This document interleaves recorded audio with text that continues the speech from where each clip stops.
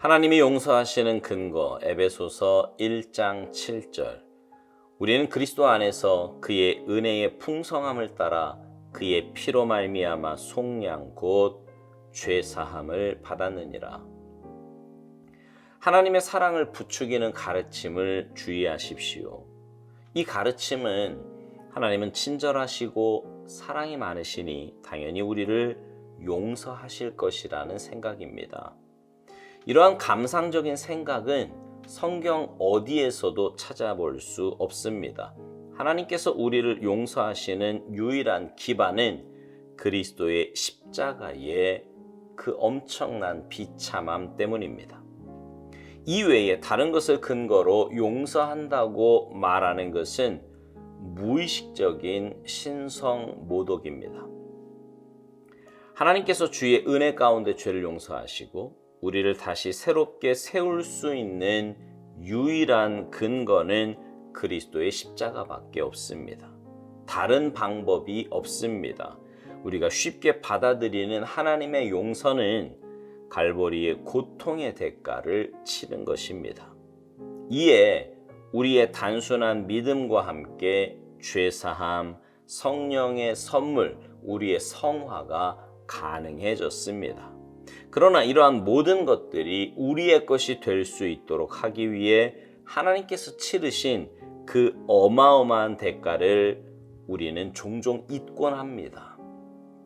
용서는 하나님의 은혜의 기적입니다. 하나님께서 죄를 용서하시면서 동시에 거룩하신 하나님이 되시기 위해 예수 그리스도의 십자가라는 대가를 치르셔야 했습니다. 속죄를 무시하면서 하나님의 사랑을 말하는 그러한 견해를 받아들이면 안 됩니다. 하나님의 계시에 의하면 하나님은 속죄 없이 우리의 죄를 용서하실 수 없습니다. 만일 속죄 없이 죄를 용서하시면 하나님 자신이 하나님의 속성의 모순이 되는 것입니다. 따라서 우리가 용서받을 수 있는 유일한 길은 속죄에 의해 하나님께 돌아가는 것입니다. 하나님의 용서는 이러한 초자연적인 영역에서만 자연스러운 것이 됩니다. 죄사함의 기적과 비교할 때 성화의 체험은 아주 작은 것입니다. 성화는 단지 우리의 죄사함을 우리의 삶 가운데서 놀랍게 표현하는 것입니다. 인간의 가장 깊은 곳에서 감사의 마음이 일어나게 되는 것은 하나님께서 나의 죄를 사해 주셨다는 사실 때문입니다. 바울은 결코 이 사실을 잊은 적이 없었습니다. 만일 당신이 하나님께서 당신을 용서하기 위해 치르신 모든 대가를 깨닫기만 한다면 당신은 하나님의 사랑에 사로잡히게 될 것이며 그 사랑에 의해 강권될 것입니다.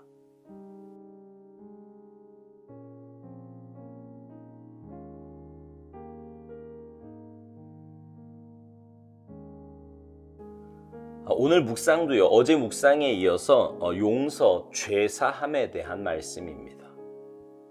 어제도 말씀드렸지만 하나님은 분명 사랑이세요. 사랑의 하나님이십니다. 그런데 그 사랑이라고 하는 것이 어떤 감상적이고 감정적인 것을 말하는 게 아니에요. 오살도 목사님 표현대로 하나님은 친절하시고 사랑이 많으시니 당연히 우리를 용서하실 것이라고 생각하는 것은 하나님의 사랑을 잘못 안 거고요. 성경 어디에도 그런 말은 찾아볼 수 없습니다. 오히려 하나님은 잘못한 것에 대해서 꾸짖으시고 책망하시고 심판하시는 공의의 하나님이십니다. 그런 공의의 하나님이 우리를 용서하시는 유일한 근거는 바로 그리스도의 십자가 때문이에요. 이외에 다른 것을 근거로 용서한다고 말하는 것은 무의식적인 신성 모독이라고 오스왈드 목사님은 말합니다. 여러분 생각해 보세요. 하나님이 하나밖에 없는 독생자를 보내주셔서 용서의 근거를 만드셨어요. 그 희생, 그 사랑, 그 은혜는 너무나 엄청난 거지요. 그런데 그것이 아닌 다른 것에서 용서의 근거를 말한다면 독생자까지 희생시킨 하나님의 사랑은 뭐가 되겠습니까? 그것이야말로 정말 신성모독이고 하나님의 마음을 몰라도 너무 모르는 거 아니겠습니까? 그래서 하나님께서 주의 은혜 가운데 죄를 용서하시고 우리를 다시 새롭게 세우실 수 있는 유일한 근거는 그리스도의 십자가밖에 없다고 오스왈드 목사님은 말합니다. 다른 방법이 없다고요. 근데 우리는 그 사랑을 너무 쉽게 생각해요. 늘 들어서 그런지, 아니면 그 현장에 없어서 그런지, 아니면 요즘은 그런 상황을 볼 수 없어서 그런지 몰라도 우리는 그냥 쉽게 하나님의 용서를 받아들입니다. 그러나 그 고통은 우리가 상상하는 이상이에요. 그리고 그 고통의 대가로 인해 우리의 단순한 믿음과 함께 죄사함, 성령의 선물, 우리의 성화가 가능해졌다고 오스왈드 목사님은 말합니다.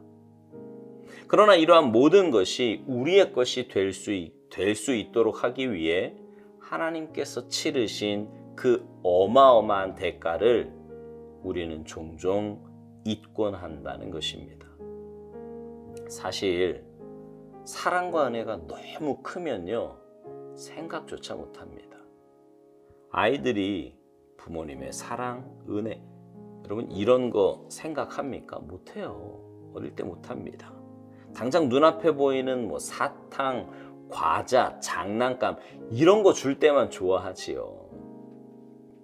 평소에 부모님이 날 위해 얼마나 많은 것을 희생하고 헌신하며 사랑을 베풀어 주는지에 대해서는 생각조차 못합니다. 자기가 생각할 수 있는 그 사랑의 범위를 훨씬 넘었기 때문에 그렇습니다. 이건 성인이 되어서도 마찬가지예요. 하나님은 우리가 살면서 반드시 있어야 할 것은 모두 다 공짜로 해놨잖아요. 햇빛, 물, 공기 이런 것들은 그 누구도 돈 한 푼 내지 않고 공짜로 누리며 삽니다. 그러나 그 어느 누구도 그것에 대해서 감사하는 마음 갖지 않아요. 자기가 생각하는 그 이상의 사랑이기 때문에 그렇지요. 하나님께서 우리를 위해서 치르신 희생의 대가 또한 그렇습니다. 인간 편에서는 상상이 안 돼요. 어떻게 아들을 주실 수 있단 말입니까? 그것도 그 모진 고통, 참혹한 고난, 말할 수 없는 부끄러움, 그 모든 것을 감수하면서 어떻게 우리를 대신해서 십자가에 달리실 수 있냐고요. 그래서 우리는 너무 쉽게 잊어버려요. 아니, 생각조차 하지 않고 살아가는 사람도 너무너무 많습니다. 그러나 여러분, 그 사랑이 있었기에 우리가 구원받을 수 있었고 하나님과 관계가 회복되었으며 하나님의 은혜를 누리며 살 수 있게 된 것입니다. 그래서 여러분, 속죄를 무시하면서 하나님의 사랑을 말하는 그런 견해를 받아들이면 안 된다고 오스왈드 목사님은 말합니다. 하나님의 사랑의 근거가 바로 속죄에 있기 때문이에요.